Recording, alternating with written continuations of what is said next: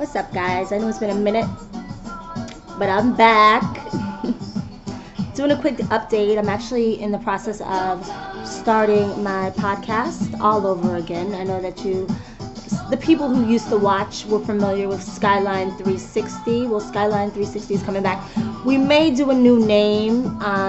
Deciding right now. I'm not really sure if I'm going to keep Skyline 360 or just do a whole new name, but it's definitely coming back. And when I tell you it's going to be way better interviews, way better guests, everything, it's going to be like incredible. So I'm really excited about that. Update. Last time I was on here making a video on YouTube, I was actually a resident of Southern California and I moved. I'm no longer a resident of Southern California. I live in Washington, D.C. now. And it's wonderful. You know, there's days that I miss it a lot. There's days that I'm even like, oh, I want to go back to Cali. I'm ready to move to LA, even though I was in San Diego. Being a creative person, it can be a little bit of a challenge here in DC. It's a town of lobbyists, policymakers, very government, oriented, very structured. And I'm a very creative person. I dance, I write, I create. So it can be a little bit dreary in that sense. And the weather is nothing like it is in Southern California, where we literally have damn near perfect weather year round. There's no such thing as winter, and the seasons just go by, the years just go by because there's no actual seasons. But I think because of the sun that people get and the beaches and nature, I've noticed people are a little bit more friendly and have more of a happy-go-lucky disposition. And out here it seems a lot more tense. And I know it could be the political environment. It might have a lot to do with it, but it's definitely more of a tense atmosphere in Washington, D.C. than it is in Southern California. And I think that overall, my personality and my vibe is more Cali. I'm a little bit more happy-go-lucky. And don't get me wrong, I do consider myself, I could be somewhat of a workaholic. I really do love to work. There's nothing more gratifying than a day of hard work where you know that you've given your all that day. I love it. But I really did learn the value of self-care on the West Coast, where to me it seems like it's more of a priority. Vegetarianism and veganism is a lot more popular. And don't get me wrong, DC's catching up. I've met a lot of vegans out here. I've met a lot of natural foodists out here. I've met people who are starting different vegan businesses. Also something that I'm very interested in. Stay tuned for some of my new recipes. I finished Detox recently, where it was primarily raw foods. And so I'm feeling really great about just dieting on fruits and vegetables, and just the idea of what is a necessity on our plates. We've grown accustomed to the standard American diet, but many people also know that as an acronym for SAD. It's not something that is fortifying to us. And when you look at your plate, the food that you have on there, what percentage of it is actually nourishing is really what you got to ask yourself. And so it's really not just about, a yoga body and being super fit. Yeah, that's a benefit of it, of course. Having a, yoga butt or whatever, and, having a tight body is a benefit of eating well. But, it's way more than that. It's also about the longevity of your life.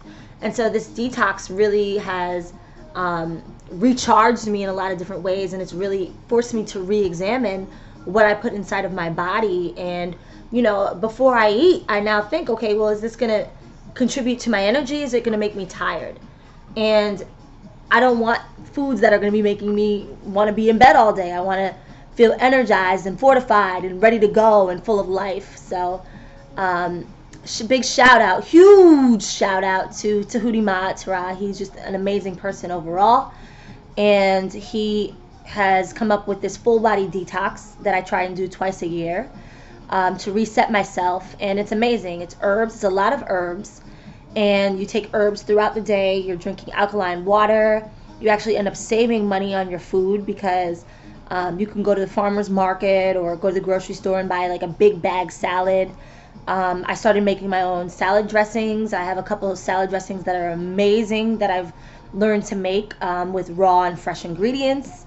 And it's been amazing. I've cooked all my food. I no longer really even desire to go out to eat because, you just never know, like, the cleanliness of the people as far as, are they washing their hands back there? And also the energy. And maybe this sounds kind of hooky or new age, but I do believe that energy is transferred, and there can be energy that's transferred into the food. And so if somebody is not really in a good headspace, if they're angry, maybe they just had a big fight with their husband or their wife or whatever, that energy that they're putting into the food you're consuming, and that sometimes is not the best. So yeah, I'm not big on eating out anymore.